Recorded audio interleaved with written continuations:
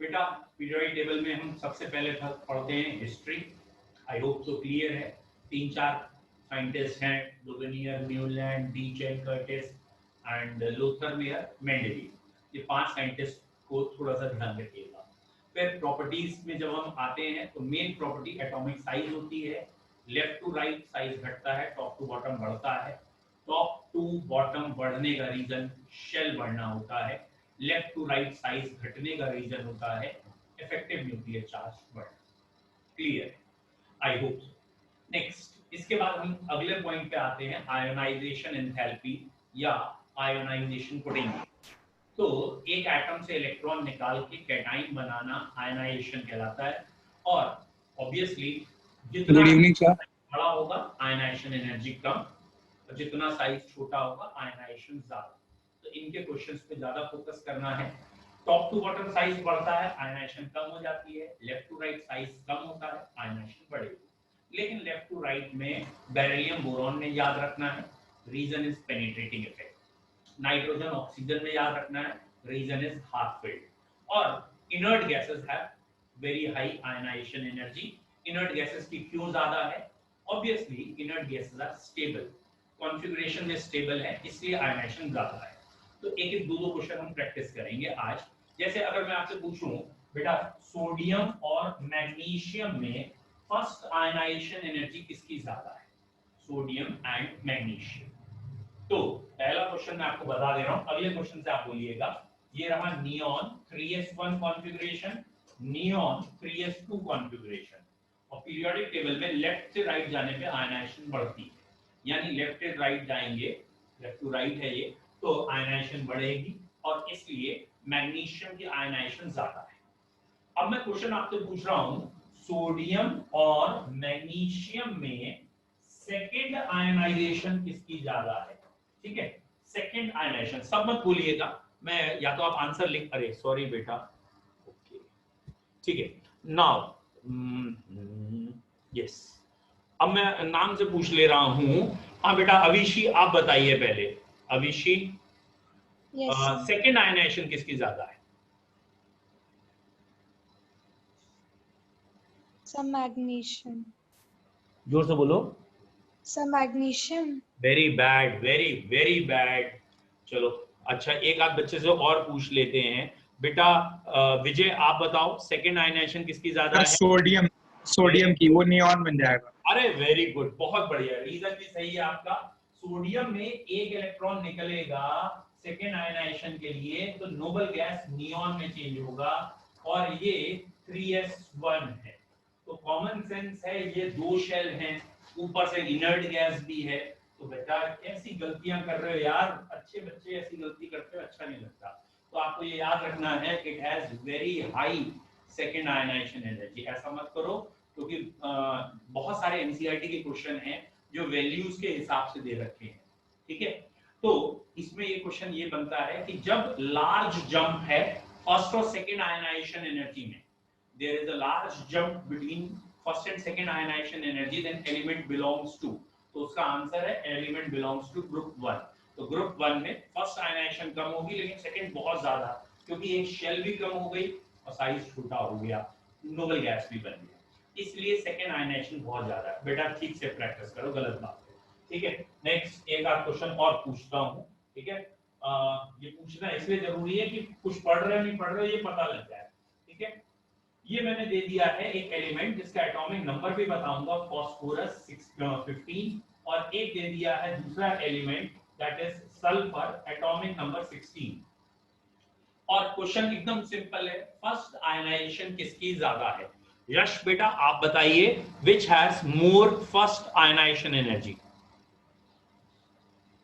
यश sir मैं sir एक आध दिन से सर था नहीं सर, तो लेक्चर तक नहीं सर, आज कर लूंगा, कल से बता दूंगा जो भी आप पूछेंगे। कोई दिक्कत नहीं है, थैंक यू, कल बताइएगा। निखिल बेटा आप बताओ। तो सल्फर की ज्यादा होगी। ओफो यार, इतना तो मतलब वो मत करो यार मेरे लिए। अच्छा अंशिका बेटा आप बताइए। फास्फोरस। बेटा रीजन बताइए। सर क्योंकि वो, सर एक मिनट, यार ये तो गलत बात है कि मैं उसको डांट रहा हूँ इसलिए आपने आंसर बदल दिया है बिना रीजन सोचे। सर ऐसा नहीं है, एक मिनट में लिख के बता रही हूँ तो कंफ्यूज हो बिल्कुल जाऊंगी। गुड।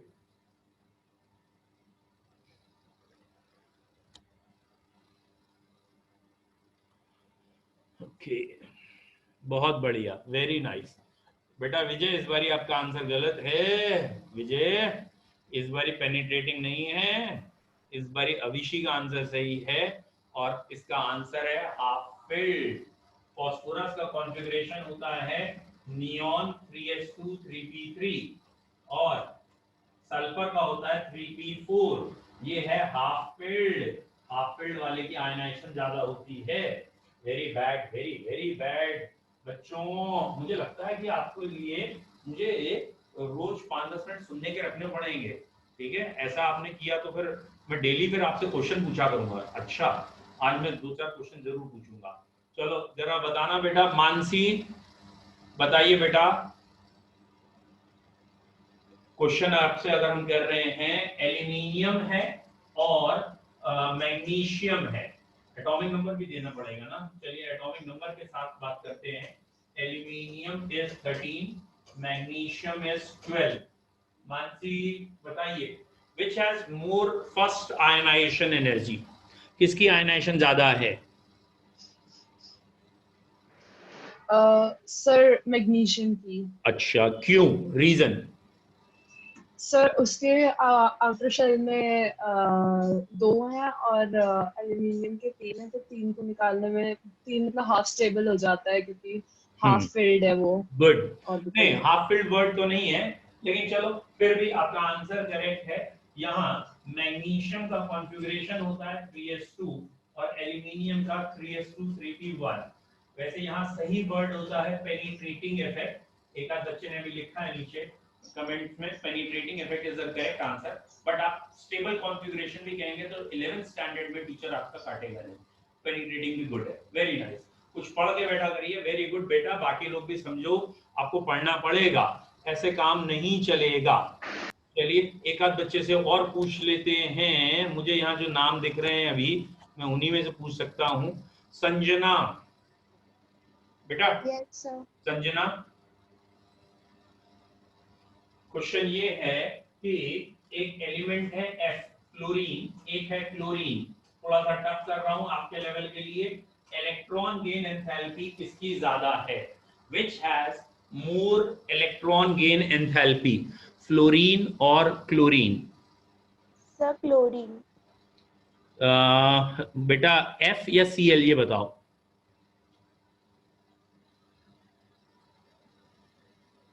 ठीक है गुड, सही आंसर आपका Cl है। अब बेटा रीजन बताएंगे क्यों? Sir, sir, small size of the atom in the second period compared to the third period. मुझे आवाज ज्यादा साफ नहीं आई, लेकिन मुझे लग रहा है शायद आप सही कह रहे हो कि इसमें डी सबशेल नहीं होती, स्मॉल साइज है, रिपल्शन होता है इसलिए। ठीक है, तो क्योंकि एब्सेंस ऑफ डी सबशेल है इसलिए क्लोरीन में ज्यादा है। चलिए फिलहाल अब मैं और क्वेश्चंस नहीं कर रहा क्योंकि आगे भी पढ़ाना है। बच्चों थोड़ा पढ़ के बैठा करिए, ज्यादा अच्छा लगेगा। सर अगर डी वाला रीजन देंगे तो गलत हो जाएगा। हाँ बेटा यस सर जो आपने एक रेज वाला रीजन बताया था वो भी दे सकते हैं ना साथ में, अगर वो पहला वाला ना दे सके। नहीं बेसिकली वो सिंपल पॉइंट आपको कहना है डी सबशेल इज एब्सेंट, और क्योंकि डी सबशेल एब्सेंट होती है तो ओवर राउंडिंग की वजह से इलेक्ट्रॉन इलेक्ट्रॉन रिपल्शन होता है। बस वही एक रीजन मेन है, वही लिखना है आपको। दूसरा हमने रीजन बताया था कि 2p और 3p में 3p जो होता है वो बहुत बड़ा या 2p से बड़ा है, उसकी पेनिट्रेट स्क्रीनिंग वीक है और स्क्रीनिंग वीक की वजह से भी उसमें अट्रैक्शन हो जाता है। चलिए लेकिन बच्चों प्लीज थोड़ा सा और कंसंट्रेट होके आप काम करिए क्योंकि अभी आपके सेटिस्फाइड आंसर नहीं थे। ठीक है, और शायद आपको पता हो संडे को आईआईटी का पेपर था जो अभी निकल गया है, तब तक तो मैंने आप लोगों के आंसर्स चेक नहीं किए, कॉपीज मैम लोग चेक कर रही थी, लेकिन कल से जो पेपर आपके जाएंगे वो मैं लूंगा, मतलब मैं फ्रेम करूंगा कौन से क्वेश्चन आएंगे, मैं आपकी कॉपीज देखूंगा। तो अभी तक आपने क्या किया है मुझे नहीं ज्यादा पता है, तो थोड़ा थोड़ा ओवरलुक करता था, नहीं कल से मैं ही पेपर दूंगा, तो प्लीज बी श्योर आपके आंसर्स टाइमली आ जाएं और बी श्योर कि आप होमवर्क करें। होमवर्क कहने का मतलब है कि हम जो आपको क्वेश्चन दे रहे हैं उसके अगर आपके आंसर गलत आ रहे हैं उसको रेक्टिफाई करें, ठीक है। नाउ हमारे टॉपिक्स हो चुके हैं ionisation energy, atomic size, ionisation energy, electron gain enthalpy and electronegativity. ये 4 मेन टॉपिक हो चुके हैं। नाउ अब इसके अलावा टॉपिक्स होते हैं ऑक्सीडाइजिंग एंड रिड्यूसिंग कैरेक्टर, एक एक करके शायद हमने देख भी लिया है, ठीक है। तो अगर हम रिड्यूसिंग कैरेक्टर की बात कर रहे हैं, आई होप सो याद है सभी बच्चों को, रिड्यूसिंग कैरेक्टर दैट मींस दूसरों को रिड्यूस करना। तो जो भी रिड्यूसिंग कैरेक्टर की अगर बात होती है तो इसका मतलब इटसेल्फ जो एटम है वो अपने आप को क्या करेगा, ऑक्सीडाइज, ठीक है। तो रिड्यूसिंग कैरेक्टर में आएगा, ठीक है, itself oxidation takes place, ठीक है। यहां ये बेसिकली वर्ड होता है रिड्यूसिंग एजेंट, रिड्यूसिंग एजेंट। तो रिड्यूसिंग एजेंट का इटसेल्फ यानी अपना क्या होता है बच्चों, ऑक्सीडेशन होता है, ठीक है, इनका ऑक्सीडेशन। अब ये पूरा एक चैप्टर है आपके यहाँ रेडॉक्स, उसमें ऑक्सीडेशन पढ़ेंगे, लेकिन इतना आपको पता होना चाहिए ऑक्सीडेशन का जनरल सेंस है इलेक्ट्रॉन निकलना, लॉस ऑफ इलेक्ट्रॉन। तो आप इसे कंपेयर कर सकते हैं कि इलेक्ट्रॉन मेटल्स लूज करते हैं एंड ऑब्वियसली मेटल वो अच्छे होंगे जिनका साइज बड़ा है। तो हम ये कह सकते हैं मोर द साइज, जितना साइज बड़ा है उतना रिड्यूसिंग कैरेक्टर जनरली ज्यादा है। तो रिड्यूसिंग कैरेक्टर को हम कह सकते हैं साइज से। तो जिस एलिमेंट का साइज बड़ा है वो अच्छा रिड्यूसिंग एजेंट होगा। इसका एक एक्सेप्शन है, लेकिन वो एक्सेप्शन बस अभी आप लिखेंगे, रीजन हम रेडॉक्स में समझेंगे, ठीक है। इसका एक्सेप्शन है लिथियम, और ये कहा जाता है lithium is the best reducing agent, lithium is the best reducing agent. Lithium का साइज सभी बच्चे जानते हैं छोटा है, टॉप से बॉटम साइज बढ़ता है, लिथियम सबसे टॉप पे है, साइज छोटा है, फिर भी अच्छा रिड्यूसिंग एजेंट है। साइज छोटा है तो रिड्यूसिंग नहीं होना चाहिए, लेकिन है। तो अभी तो आप सिर्फ रटिए, याद करिए क्यों है, ड्यू टू, ये क्यों अच्छा रिड्यूसिंग एजेंट है, due to its high hydration, due to its high hydration energy या enthalpy, due to its high hydration energy. बस ये याद करो ये क्या होती है हाइड्रेशन एंथैल्पी। तो अगर हम ये पढ़ने लगे तो हम फिर रेडॉक्स चैप्टर में एंटर कर जाएंगे, यहां से हट जाएंगे। तो इसलिए अभी आप सिर्फ इतना ध्यान रखें कि होना तो चाहिए लिथियम की जगह सीजियम बेस्ट रिड्यूसिंग एजेंट, लेकिन लिथियम होता है। और लिथियम क्यों रिड्यूसिंग एजेंट अच्छा है, due to high hydration enthalpy, ठीक है बच्चों। तो रिड्यूसिंग कैरेक्टर ये हुआ। ऐसे ही एक वर्ड आएगा ऑक्सीडाइजिंग कैरेक्टर, ठीक है। तो जैसे रिड्यूसिंग कैरेक्टर है वैसे उसका अपोजिट वर्ड क्या आएगा, ऑक्सीडाइजिंग कैरेक्टर। तो ऑक्सीडाइजिंग कैरेक्टर कह लो या ऑक्सीडाइजिंग एजेंट कह लो। ऑक्सीडाइजिंग एजेंट का इटसेल्फ क्या होता है, रिडक्शन। और बच्चों अगर यहाँ रिडक्शन हो रहा है तो रिडक्शन की डेफिनेशन है gain of electron, gain of electron. Common sense, electron छोड़ता वो है जिसका दिल बड़ा हो, साइज बड़ा हो, वो इलेक्ट्रॉन दान कर देगा। और जिसके दिल बड़े छोटे हैं, ठीक है, तो वो इलेक्ट्रॉन गेन करना चाहते हैं। तो गेन ऑफ इलेक्ट्रॉन कब होता है, जब साइज छोटा होगा। तो यहां आप कह सकते हैं ऑक्सीडाइजिंग कैरेक्टर या agent is inversely proportional to size. जिसका साइज छोटा है वो इलेक्ट्रॉन जल्दी ले लेगा, मतलब नॉन मेटलिक कैरेक्टर, जो नॉन मेटलिक ज्यादा है वो इलेक्ट्रॉन जल्दी ले लेते हैं। गेन ऑफ इलेक्ट्रॉन रिडक्शन और ऑक्सीडाइजिंग एजेंट। जिन बच्चों ने 9th में थोड़ा सा इस चीज को कम पढ़ा है एक बार फिर बता दे रहा हूं, ठीक है बेटा। वर्ड क्या है, एजेंट। बेटा एजेंट वर्ड आपने कई बार सुना है और एनालाइज किया होगा। Agent is always for others, दूसरों के लिए होता है। फॉर एग्जांपल किसी ने कहा LIC एजेंट है। ऑब्वियसली LIC एजेंट का मतलब इंश्योरेंस करना काम है, तो ये इंश्योरेंस करने के लिए एजेंट बने। किसका इंश्योरेंस करेंगे? Again it is a common sense, दूसरों का इंश्योरेंस करेंगे, अपना थोड़ी इंश्योरेंस करेंगे। ऐसे ही जैसे हम ट्रैवल एजेंट कहते हैं, ट्रैवलिंग मैनेज करते हैं, दूसरों की मैनेज करते हैं। या कोई टीचर है, तो बेसिकली टीचर नॉलेज डिपार्ट कर रहा है, तो वो बेसिकली ऐसा नहीं कि रोज शीशे के आगे खड़ा हो गया और अपने को पढ़ाने लगा, ऐसा नहीं, वो दूसरों को पढ़ा। Is it clear? तो ये जितने भी वर्ड होते हैं वो अपोजिट यानी दूसरों के लिए। जैसे सपोज किसी ने बहुत मेहनत की, बहुत आगे तक पहुंचा है, और आज की तारीख में हम उसे, चलिए मान लेते हैं हम उसे चोर कहते हैं। Is it clear? बहुत मेहनती है। अच्छा, चोर मेहनती नहीं होते, हटा देते हैं, क्यों नाराज हो रहे? ठीक है, चोर कहाँ मेहनती होते हैं? ठीक है, अब मेहनत की, आगे तक गया है, चलो हम उसे डकैत कह रहे हैं। अब यार देखो हिंदी अपनी ऐसी है, ठीक है, उसे हम डकैत कह रहे हैं, चोर नहीं, डकैत। अगर ये डकैत है तो ऑब्वियसली इसका काम डकैती डालना है। समझ में आया? नो डकैती, ओनली डकैती, इसका काम है डकैती करेगा। अब बेटा ये डकैती करेगा, किसके घर करेगा? अपने घर के लिए तो बना नहीं, ऑब्वियसली ये दूसरों के घर डकैती डालेगा, और जिनके यहाँ डकैती डालेगा उन बेचारों को गरीब कर देगा और खुद को अमीर कर देगा। ठीक, लिंक क्या बनाना है? रिड्यूसिंग एजेंट, डकैत। रिड्यूसिंग एजेंट का काम रिडक्शन करना, डकैत का काम डकैती डालना। रिड्यूसिंग एजेंट रिडक्शन किसका करेगा? ऑब्वियसली दूसरे का करेगा। डकैत ही दूसरे के घर में डकैती डालेगा। समझ में आया? ऑब्वियसली जिसका रिडक्शन करेगा वो तो रिड्यूस हो गया, तो इसका अपना क्या होगा? ऑक्सीडाइज। डकैत जिसका डकैती डालेगा। Is it clear? तो ऐसे ही आपको लिंक करके इसे याद करना है। तो आई होप सो ये रिड्यूसिंग और ऑक्सीडाइजिंग एजेंट आपको क्लियर हुए। अब जरा एक बार पीरियोडिक टेबल के हिसाब से सोच लेते हैं।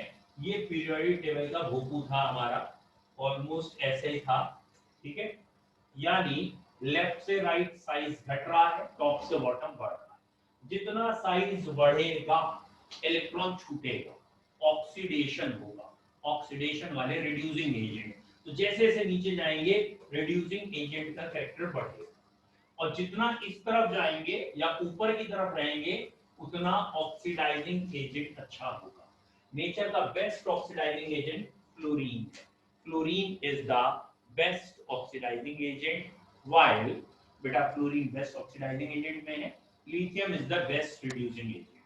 ठीक है, तो ये पीरियोडिक टेबल में एजेंट्स के, ठीक है, ये एजेंट्स के बारे में आया। बताइए पीरियोडिक टेबल के ये मेन कैरेक्टर सारे क्लियर हैं। अब बच्चों पीरियोडिक टेबल में जनरल कैरेक्टर दो हैं, जैसे एक है diagonal relationship. What is diagonal relationship? ठीक है, एक कैरेक्टर ये याद करना है हमें या समझना है कि डायगोनल रिलेशनशिप किसे कहते हैं। बच्चों सेकेंड पीरियड के जो स्टार्टिंग के तीन एलिमेंट हैं, लिथियम, बेरिलियम एंड बोरॉन, ये सेकेंड पीरियड में स्टार्टिंग के तीन एलिमेंट हैं। और थर्ड पीरियड में स्टार्टिंग के जो एलिमेंट हैं that is magnesium, aluminium and silicon. ये देखा गया है कि इनकी और इनकी प्रॉपर्टीज बहुत ज्यादा मैच करती। मतलब कहने का ये है कि ऐसा नहीं है कि ये सोडियम से मैच नहीं कर रहे, ये मैच कर रहे हैं, लेकिन जो लिथियम है वो सोडियम से कम मैच कर रहा है, मैग्नीशियम से ज्यादा मैच कर रहा है। सिमिलरली बेरिलियम मैग्नीशियम से मैच करता है बट लेस। ज्यादा प्रॉपर्टीज किससे मैच हो रही है? Aluminium and similarly boron.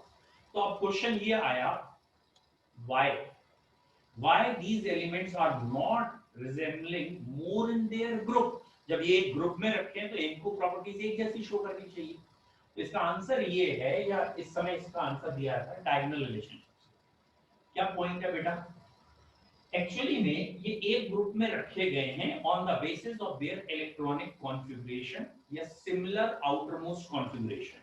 इनका आउटरमोस्ट कॉन्फ़िगरेशन 3s1 सॉरी ये यहाँ पे है 2s1 और नीचे है 3s1 and so on 4s1 5s1 ऐसे ये s2 है।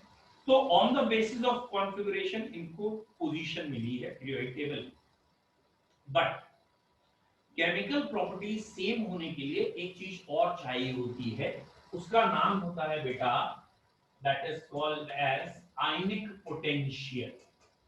आयनिक पोटेंशियल या इसे कहते हैं पोलराइजिंग पावर। आयनिक पोटेंशियल या पोलराइजिंग पावर, ठीक है। व्हाट इज आयनिक पोटेंशियल या व्हाट इज पोलराइजिंग पावर?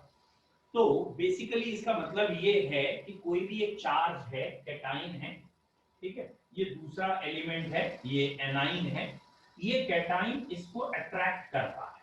तो इसकी एक टेंडेंसी या इसकी एक पावर है, कैपेसिटी है जिससे ये अट्रैक्ट कर रहा है, and this capacity is known as polarising power और आयनिक पोटेंशियल। और ये देखा गया है कि अगर दो एलिमेंट की पोलराइजिंग पावर सेम हो जाए, अट्रैक्ट करने की टेंडेंसी सेम हो जाए, तो उनकी प्रॉपर्टीज सेम होंगी। क्यों? क्योंकि अट्रैक्शन एक जैसा है तो बिहेवियर एक जैसा हो जाएगा। तो जैसे जैसे हम डायगोनली मूव करते हैं ये आयनिक पोटेंशियल सेम होने लगता है। व्हाई? बेटा ये आयनिक पोटेंशियल बेसिकली है चार्ज अपॉन रेडियस। ये जो पावर है ये चार्ज डिवाइड बाय रेडियस है। अब आपको मालूम है यहां से यहां मतलब लिथियम और मैग्नीशियम में, मैग्नीशियम का साइज बड़ा है, मैग्नीशियम का रेडियस ज्यादा है, ऑब्वियसली रेडियस ज्यादा है, लेकिन मैग्नीशियम का एटॉमिक नंबर भी तो ज्यादा है, चार्ज भी तो ज्यादा है। तो बेटा यहाँ ये जो रेशियो आता है ना लिथियम आयन का और मैग्नीशियम आयन का, ऑलमोस्ट सेम आ जाता है। और जब इनका रेशियो सेम है तो अट्रैक्ट करने की टेंडेंसी सेम हो गई, फोर्सेस एक जैसे हो गए। जब फोर्सेस एक जैसे हैं तो प्रॉपर्टीज एक जैसी हो गई, क्योंकि प्रॉपर्टीज डिपेंड कर रही थी फोर्स पे। तो इसलिए ये तीन एलिमेंट स्पेशली लिथियम, बेरिलियम, बेटा स्पेशली इसलिए कहा मैंने कि थोड़ा बहुत आगे भी होता है, ये हमारे कोर्स में जो है वो अभी 11th स्टैंडर्ड में इन तीन के लिए ही आपको कहना है lithium, beryllium and boron much resemble to magnesium, aluminium and silicon respectively। मतलब ये इससे और ये इससे ज्यादा मैच करता है। Is it clear? Diagonal relationship सबको क्लियर है तो 1 टाइप करें, नहीं क्लियर है 2 टाइप करें, कोई डाउट है तो वो पूछे। क्वेश्चन कैसे आएगा? डिफाइन डायगोनल रिलेशनशिप करके आएगा, ठीक है। विजय वसीम कुछ कहना चाह रहे हैं, विजय पूछिए। सर एक बार और बता दीजिए यार मतलब ये वंस मोर है क्यों, क्या नहीं समझ में आया? सर वो एकदम कनेक्शन लॉस्ट हो गया था इसमें। फिर से देखिए बेटा, बेसिकली एग्जाम के हिसाब से आप समझिए कि 12th board sorry 11th standard में कैसे आप लिखेंगे डायगोनल रिलेशनशिप। तो डेफिनेशन ऐसी है, the first 3 elements of second period much resemble to the element present diagonally to them in the next period. It is due to similar polarizing power or ionic potential. Reason करके लिख सकते हैं, it is due to similar polarizing power or ionic potential. The polarizing power depends on charge and radius. As we move diagonally, both charge and radius increases. यहाँ से यहाँ जब जाएंगे तो charge भी बढ़ रहा है, radius भी बढ़ रहा है, but the ratio of charge and radius comes almost same. And due to this similarity or similar ionic potential, their properties are similar. अब बच्चों यहाँ से यहाँ जब आते हैं तो चार्ज और रेडियस सेम नहीं हो, या ये क्या ये रेशियो उतना सेम नहीं होता, इसलिए इनकी प्रॉपर्टीज मतलब प्रॉपर्टी है वैसी लेकिन थोड़ा सा डिफरेंस आ गया, यहाँ प्रॉपर्टी बहुत सारी मैच करेंगे। ये अभी हम जब पढ़ेंगे तो बताएंगे। जैसे आपको पता है शायद, आई होप तो अधिकतर बच्चों को पता है, कैल्शियम कार्बोनेट अगर गर्म करें तो बेटा हीट करते कैल्शियम ऑक्साइड और CO2 बनती है, शायद पता हो, है ना। ये होपफुली अधिकतर बच्चों ने सुन रखा है, कैल्शियम कार्बोनेट हीट करने पे CaO एंड CO2 बनता है। होपफुली मैग्नीशियम कार्बोनेट में भी यही है, सेकेंड ए ग्रुप के कार्बोनेट में यही होता है। लेकिन फर्स्ट ए के कार्बोनेट जैसे पोटेशियम कार्बोनेट है, कितना भी हीट कर लो कुछ नहीं होता, यानी फर्स्ट ए ग्रुप के कार्बोनेट टूटते नहीं। लेकिन लिथियम जो है वो फर्स्ट ए से कहां मैच कर रहा है, लिथियम तो सेकेंड ए से मैच कर रहा है, तो लिथियम टूट जाता है अपने ऑक्साइड और CO2, यानी फर्स्ट ए जो अपना राग अलाप रहे हैं, लिथियम उससे अलग ही अलाप रहा है। लिथियम जो गाना गा रहा है वो फर्स्ट ए से कई जगह मैच नहीं कर रहा। बहुत सारी प्रॉपर्टीज की फर्स्ट ए से भी मैच कर रही हैं, लेकिन बहुत सारी ऐसी भी हैं जो सेकंड से मैच कर रही हैं ग्रुप 2 से, जैसे कार्बोनेट, नाइट्रेट, इन सब का एक्शन इसका अलग है। This relationship is known as diagonal relationship. हाँ भाई, अब समझ में आ गया विजय जी? Good, okay. हाँ बेटा, ऑब्वियसली सोडियम कार्बोनेट होता है, ये जब मैं कार्बोनेट आपको पढ़ाऊंगा डिटेल में, तो सोडियम कार्बोनेट थोड़ा बहुत टूट भी जाता है, Na2CO3, तो इसलिए मैंने नहीं लिया। पोटेशियम कार्बोनेट बिल्कुल नहीं टूटता, और लिथियम 100% टूटता है, इसलिए मैंने सोडियम ना लेके पोटेशियम लिया। वो जब एस ब्लॉक पढ़ेंगे डिटेल में तो दिख जाएगा इसका रीजन क्या है। ओके, बाकी लोगों ने वन टाइप किया है ऑलमोस्ट सभी ने, तो इसका मतलब थोड़ा बहुत क्लियर है। Very good. नेक्स्ट,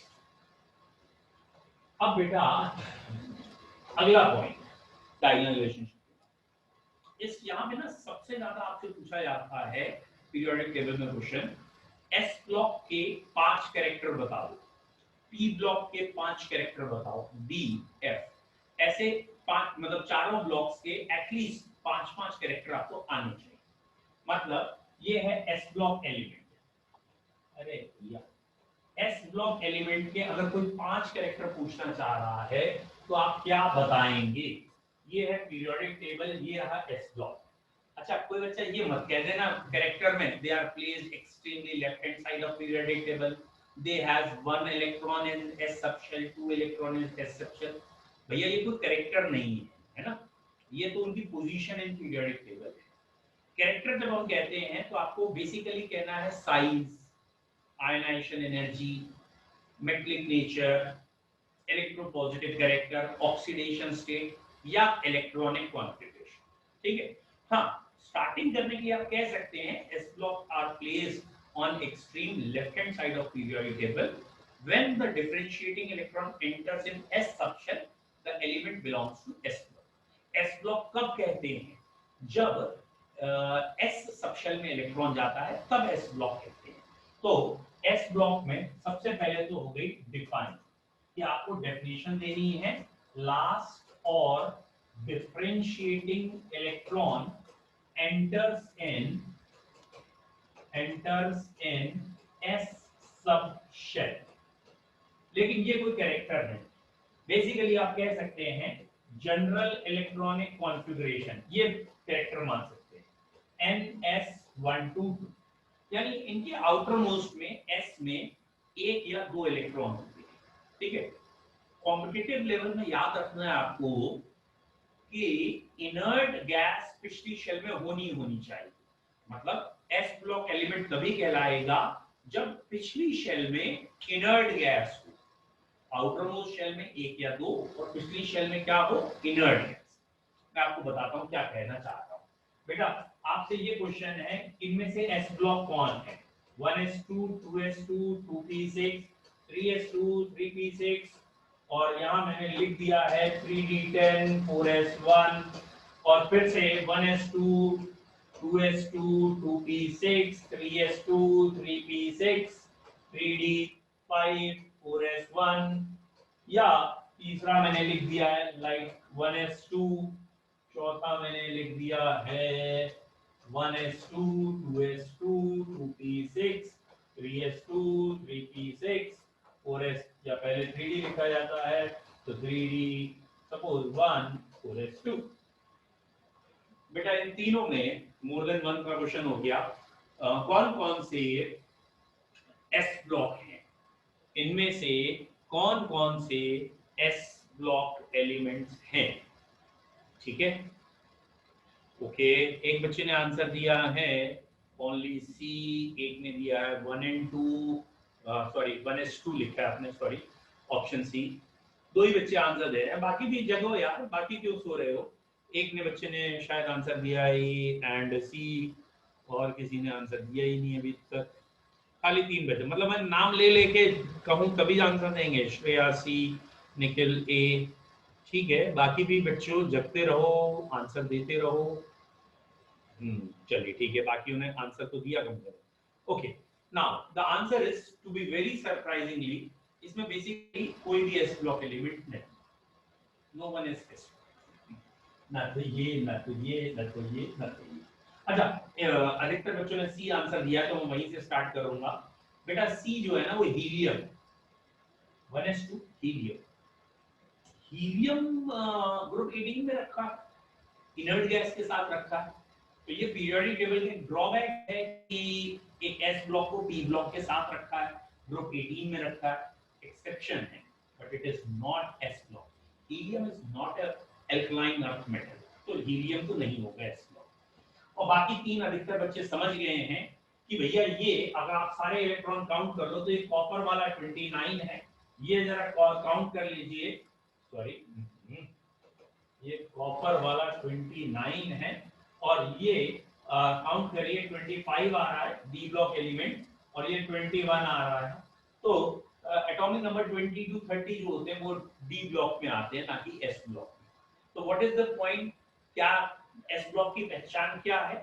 मैंने जो आपसे कहा वो बेस्ट पहचान है, आउटर मोस्ट से पिछली शेल में सिर्फ और सिर्फ नोबल गैस दिखनी चाहिए, डी नहीं दिखना चाहिए।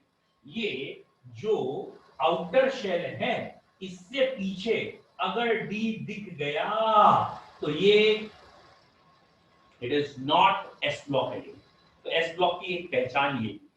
तो बच्चों 5 कैरेक्टर आपको सारे ब्लॉक्स के बताने हैं। मैं एस ब्लॉक से शुरुआत कर रहा हूं और मान के चलो ये क्वेश्चन आता है, ठीक है। मैं पहले इसे मिटा दूं, है ना, ये मिट गया, चलिए वेरी गुड। अब आपको साथ में थोड़ी हेल्प करनी होगी।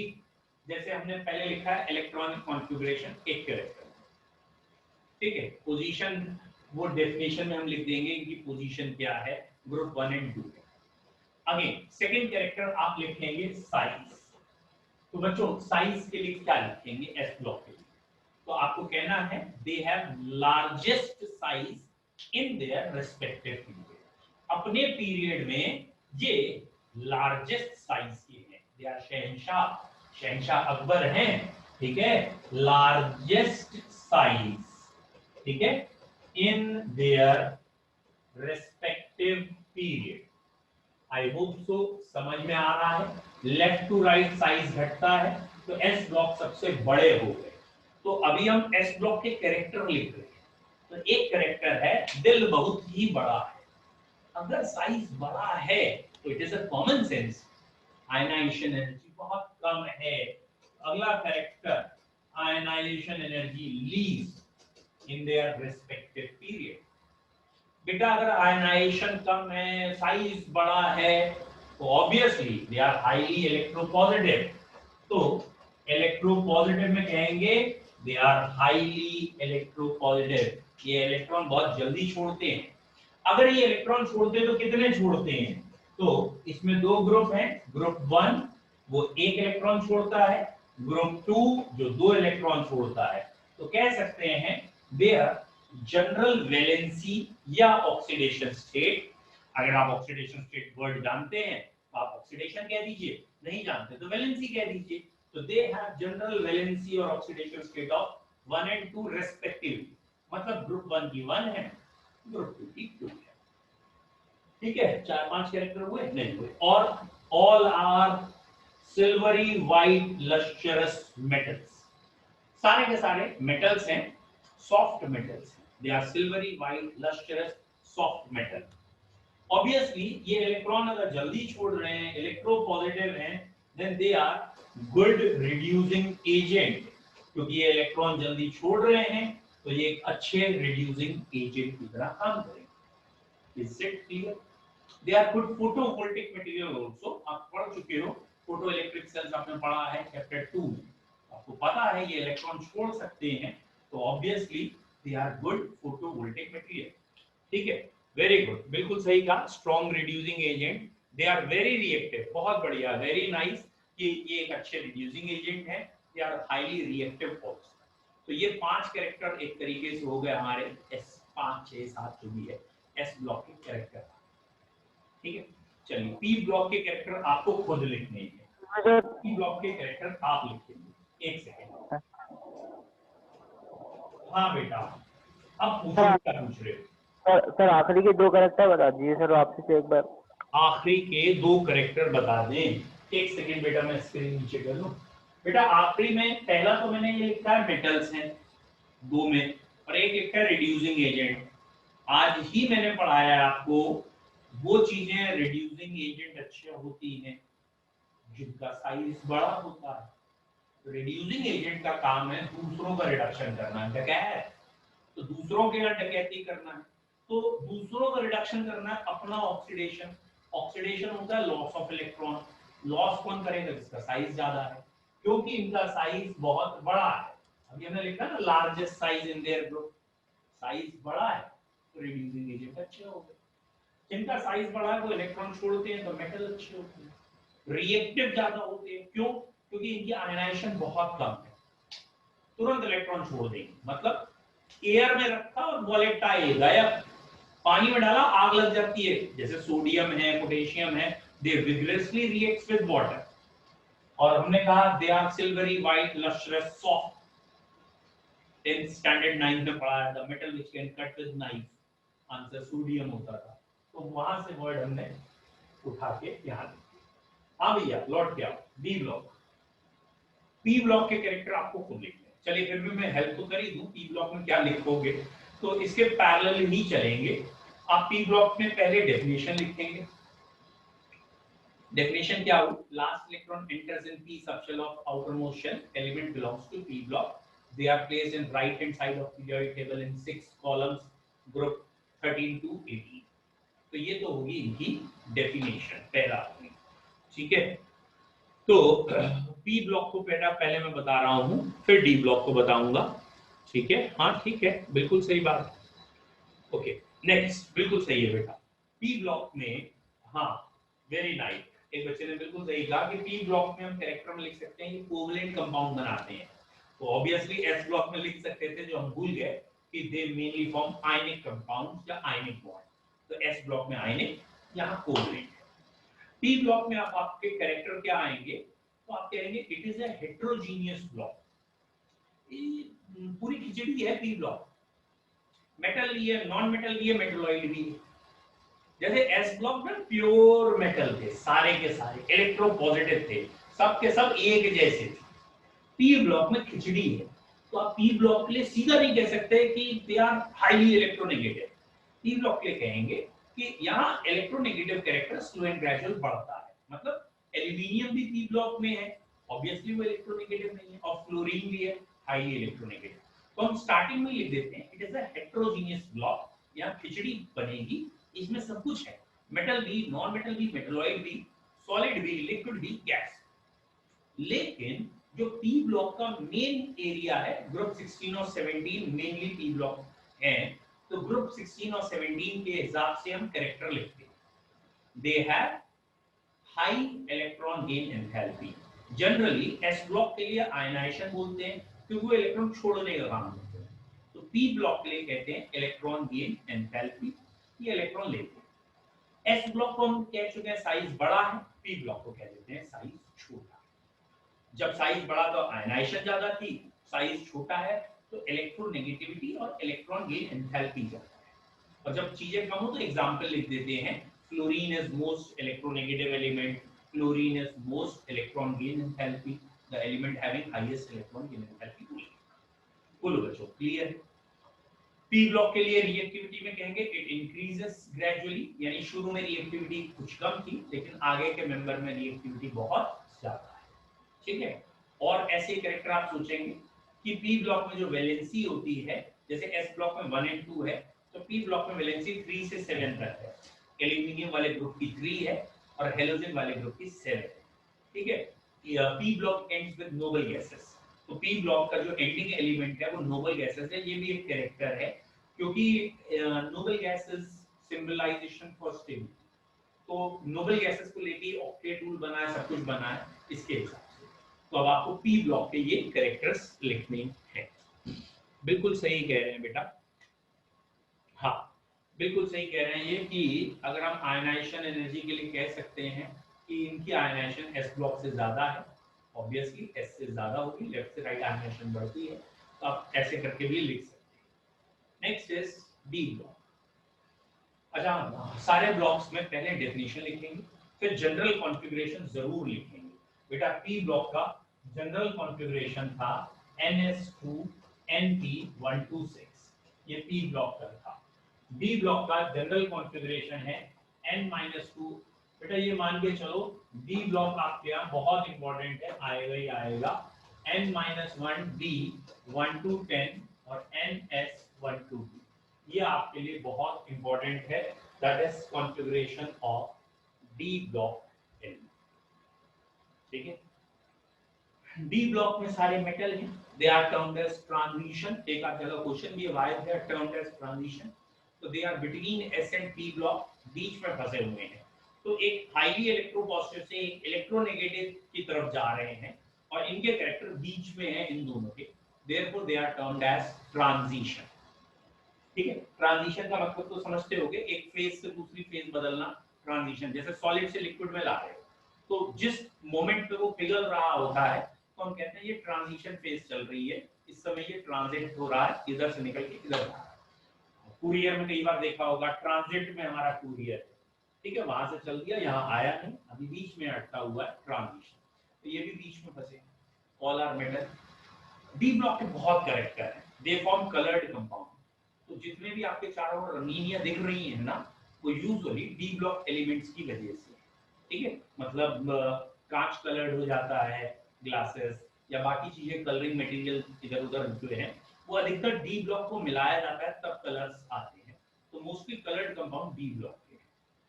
ये एलॉयज बनाते हैं, जैसे प्योर गोल्ड सॉफ्ट होता है और एलॉय बना के उसे हार्ड किया जाता है, तो उसमें कॉपर मिलाया जाता है। तो एलॉय बनाने की प्रॉपर्टी डी ब्लॉक में सबसे ज्यादा है। तो they forms alloy, they form complex. Complex अभी आपने पढ़ा नहीं है। They form complex, they use as catalyst, मतलब डी ब्लॉक वाले एलिमेंट रिएक्शन में डाल दें तो रिएक्शन की स्पीड बढ़ाते घटाते हैं, catalyst. They have variable valency, मतलब आयरन +2 में भी होता है, 3 में भी, लेकिन जनरली एस ब्लॉक में ऐसा नहीं होता। तो ऐसे करके 5 कैरेक्टर आपको उसके। तो कल के क्लास में 5 कैरेक्टर 4 होते, एंड आई होप सो आप बच्चों नोट्स जरूर बना रहे होगे, ऐसा नहीं कर रहे होगे बस यहाँ पढ़ा और कॉपी बंद करके खेलने चले, है ना। आप नोट्स बनाइएगा, क्योंकि मोस्ट प्रोबेबली पॉजिटिव साइंस आ रहे हैं, 5 तारीख के आसपास कोचिंग खुलने का है। ठीक है, और अगर कोचिंग ऑफलाइन स्टार्ट कर देते हैं तो हम जैसे अब गवर्नमेंट ऑर्डर्स होंगे उसके हिसाब से प्लानिंग करेंगे। शायद ऑर्डर ये आएंगे कि जितने बच्चों की कैपेसिटी है उससे 1/2 बच्चे बैठेंगे और व्हाटएवर सैनिटाइज करके, तो ऑनलाइन ऑफलाइन साइमल्टेनियसली चलेगा हमारा।